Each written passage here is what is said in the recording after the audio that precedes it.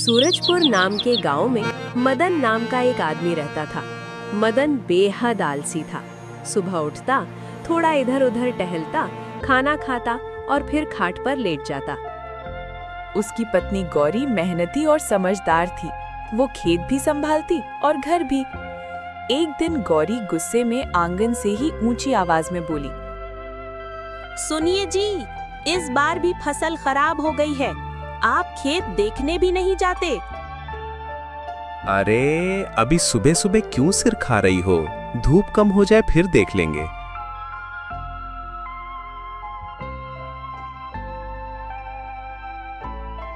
धूप कम होने का इंतजार करते करते तो पूरा साल निकल जाता है। अभी जाऊंगा तो कुछ ना कुछ अनहोनी हो जाएगी। तुम पहले मेरे लिए गरम रोटी ले आओ। अनहोनी खेत में नहीं, आपके आलस में है। अरे भाग्यवान, इतनी चिंता मत किया करो, भगवान सब ठीक कर देगा। भगवान भी उसी की मदद करता है जो खुद मेहनत करे। तुम्हारे हाथ का खाना खाकर ही तो जीता हूं मैं, वही मेरी ताकत है। ताकत खाने से नहीं, काम करने से आती है।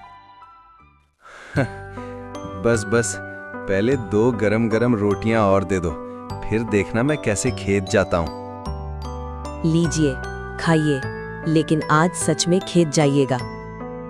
मदन ने पेट भरकर खाया, डकार ली और खाट पर फिर से फैल गया।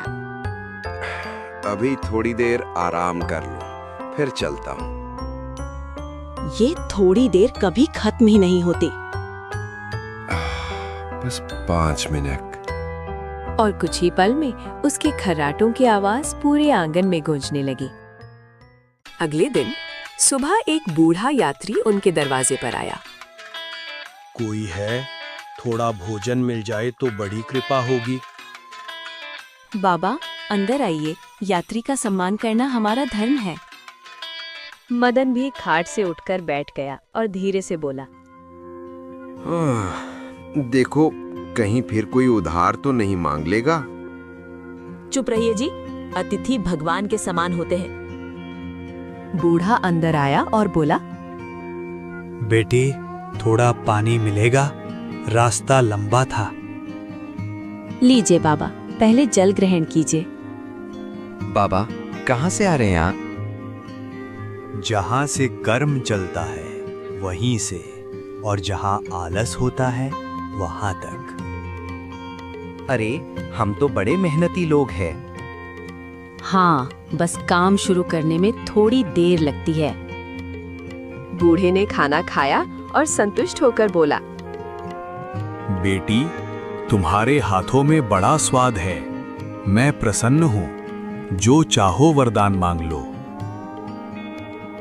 गौरी कुछ कहती, उससे पहले ही मदन जल्दी से बोल पड़ा, मुझे ऐसा वरदान दीजिए कि मुझे जीवन भर कोई काम न करना पड़े।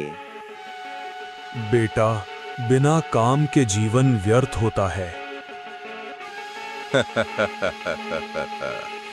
व्यर्थ हो या सार्थक, मुझे तो बस आराम चाहिए। आप ये क्या मांग रहे हैं? मेहनत ही तो हमारा सहारा है। मदन जिद करने लगा, मुझे बस आराम चाहिए। खेत खलिहान से अब मन ऊब गया है। सोच लो बेटा, वरदान बदल भी सकते हो। नहीं, मुझे यही चाहिए। बूढ़े ने गहरी सांस ली और अपनी झोली से एक छोटी सी घंटी निकाली। ये जादुई सेवक है। इसे बजाओगे तो एक अदृश्य शक्ति तुम्हारा काम कर देगी। लेकिन ध्यान रखना, इसे हर समय काम देते रहना। जिस दिन इसे काम नहीं मिला, ये तुम्हें ही नुकसान पहुंचा सकता है। बस इतनी सी बात, काम की कमी तो कभी नहीं होगी। बाबा, ये सच में सुरक्षित है ना? सुरक्षित वही रहता है जो समझदारी से काम ले। इतना कहकर बूढ़ा धीरे धीरे दरवाजे से बाहर चला गया। मदन ने उत्साह से घंटी को देखते हुए कहा, अब देखना, बिना हिले डुले सब काम होगा। कहीं ये वरदान मुसीबत ना बन जाए। मदन ने उत्साह से घंटी बजाई। अचानक कमरे में धुएं जैसा एक साया घूमने लगा। ठंडी हवा चली और एक गहरी आवाज गूंजी। क्या आदेश है? अरे तुम कौन हो? मैं जादुई सेवक हूँ। घंटी बजाई है तो आदेश दो।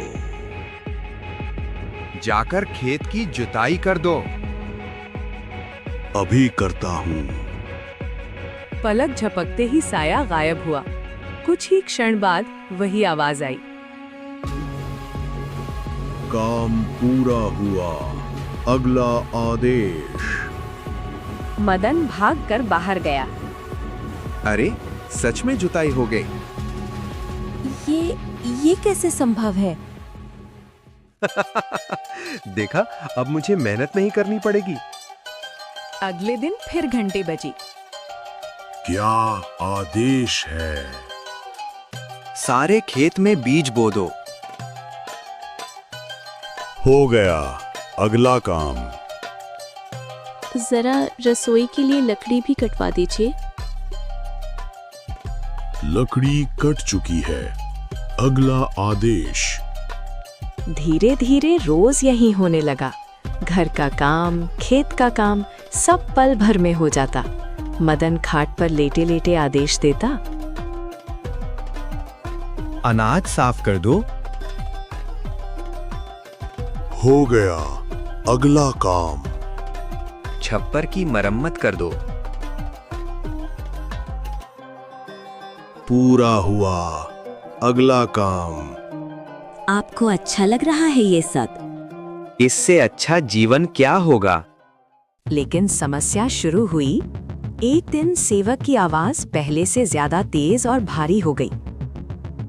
अब अगला काम बताओ, जल्दी बोलो। आंगन साफ कर लो। हो गया, अगला काम। कुएं से पानी भर दो। हो गया, अगला काम। मदन ने घबराकर गौरी की ओर देखा। अब क्या करवाए? इतना काम तो था ही नहीं हमारे पास। जल्दी आदेश दो, मैं खाली नहीं रह सकता। अरे घर के बर्तन चमका दो। पूरा हुआ, अगला काम। अब सच में कोई काम नहीं बचा था। अगर काम नहीं दिया तो परिणाम बुरा होगा। रुको, सोचने दो।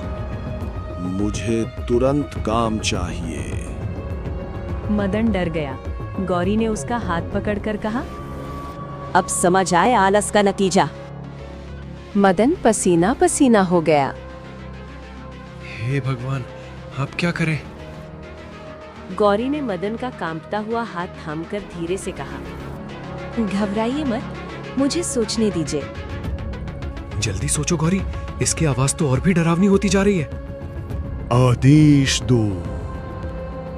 अरे सेवक, गांव के बाहर जो नदी के किनारे टेढ़ा मेढ़ा बांस का पेड़ है, उसे सीधा करके दिखाओ।